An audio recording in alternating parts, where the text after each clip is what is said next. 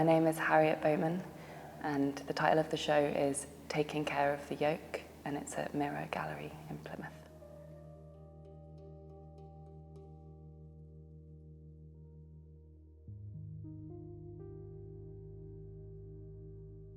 The show is made up of two parts, a kind of chunky audio work that's about 40 minutes long, and then a series of glass sculptures on metal frameworks. I make sculpture through intensive processes of learning and testing and experimentation. I examine the vulnerability of the body in relation to materials and the bodies of others used within the processes of production. The sculpture takes the form of installation, objects, performance, narrative text and audio.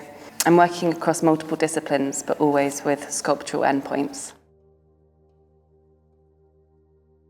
To make the glass panels, I used sheets of float glass cut to the dimensions of my car window, the driver's side, passenger side, front and back, and they sit along the parameter of the gallery. And to make them, I brought in horsehair that I've been collecting over the last 5 years from a horse named Seren. And I would put the horsehair between the glass and fire it on very complicated kiln firings of multiple ramps.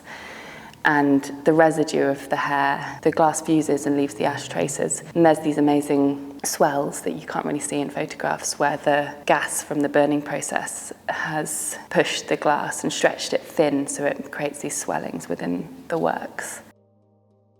There's also a series of blown headrests that have been made by blowing glass into plaster moulds. At one point, Neil and I used the glass headrests as a way to make some of the audio works. We put contact mics inside the vessels, and then I performed the scripts around them in the sound booths.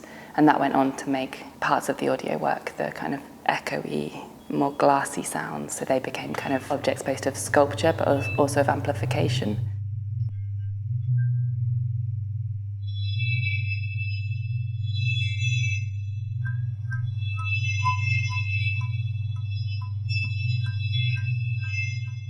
So for the audio work, it's titled Taking Care of the Yoke as well. It's the audio piece that sits alongside the sculptural works. I worked with Neil Rose, who's based in the university as well and is a sound designer and acoustologist. And I basically came to the show with a body of writing that I've been working on for the year up to the proposal.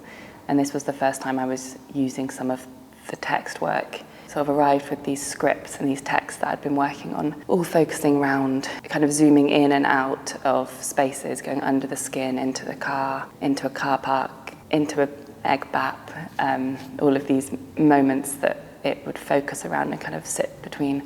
And I'd carry a little Tascam around in my pocket and be recording all the time for about 6 months. And then I would send these huge lengthy chunks of audio to Neil, who would then find the golden bits. Neil and I kind of started this dialogue of working together that was back and forth.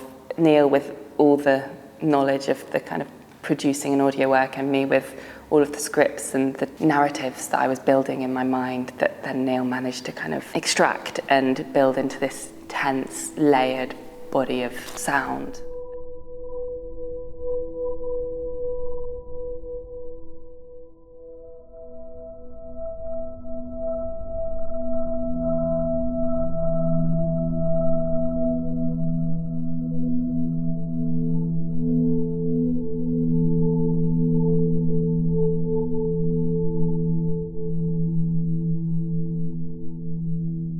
This recording of the process and then describing the process and adding a narrative, the sound can be as dense as sculpture in that form, and I think that's what I'm constantly grappling with in the work. A lot of the sound work I was recording outside of the gallery on the main road that the Mirror Gallery looks out onto, so I was recording a lot of the spoken word in Bristol in my studio or in my car in different locations, walking around in cafes. But actually all of the outdoor road sounds and seagull sounds are all actually directly outside of the gallery.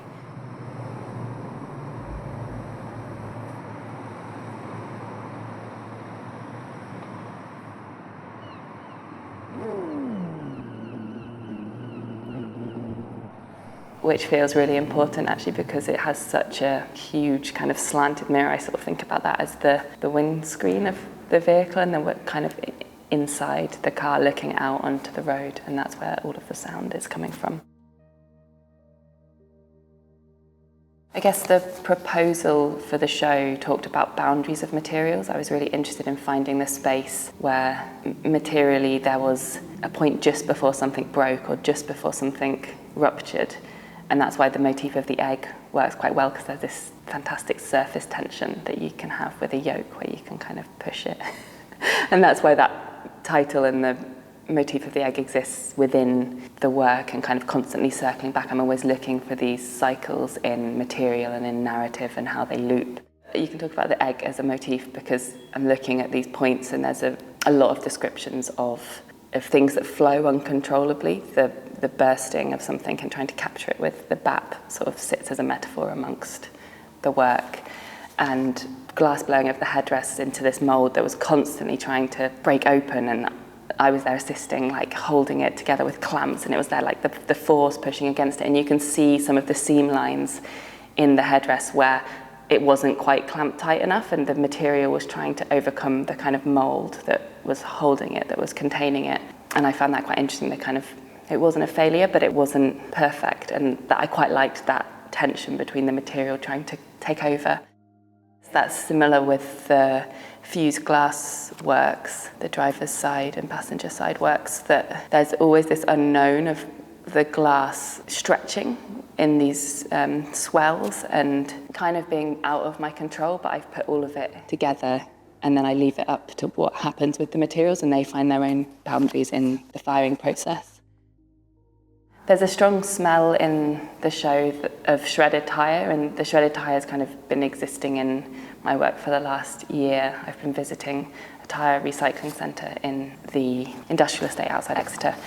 And I guess I was interested in the secondary life of that material and how it goes on to live as a shredded material to surface kids' playgrounds, to surface arenas. I guess thinking about the secondary life of the horsehair, how I've been collecting it over years and how they go on to have these other lives as materials. The way we installed the show was thinking about the car park and the central point kind of being the size of a parking space, but also a space for event and activity, and the curved benches for me look like the wheel arches, and you kind of sit on them to listen to the audio work. We kept it really clear in the centre of the space because it gave opportunity for the audio to take that space and give it permission to be that central sculptural work where you can hear the events unfolding and see them within that central space. And the resting points, the blown glass works on the caster frames sit around the peripheral of that as onlookers or as witnesses to all of the events. The fused glass works cut to the shape of the car windows again give that parameter of the vehicle, the kind of exploded version of the car and the automobile that is a motif that is sort of always there within my practice. I can't find the 20p I need to make up the 80p for an hour's parking in the central car park in town. I look over at the pay machine and see a couple queuing behind a younger man and walk over, trying to seem confident, but not wanting to worry them, but also seem like I do need something. As you're exiting the gallery on the right-hand side, I think we sort of saw it as this end point, as a map, this final piece, the ceramic plaque on the right side as you exit the gallery. These are ceramic works that I make using broken car window glass that I've gathered from the pavement after a break-in. Again, thinking about this kind of secondary life of the material, it all kind of comes back to this, where it then goes on to exist in the firing process in the ceramic work. And as I'm making them, I'm thinking of dioramas of events, and that then goes into the work. The glass kind of has parts of the pavement incorporated into it, and so it has this imperfect surface. So over the course of the year, working towards the show at Mirror, I would visit the Arts University every 2 weeks over the summer, where I would be researching, learning different processes, and maybe 3 or 4 months into that research, I sort of settled on 2 processes, one of which was the fusing works and the other was blown glass works. Southwest Showcase enabled me to access the facilities at the Arts University over the course of the year, which has developed my material practice hugely.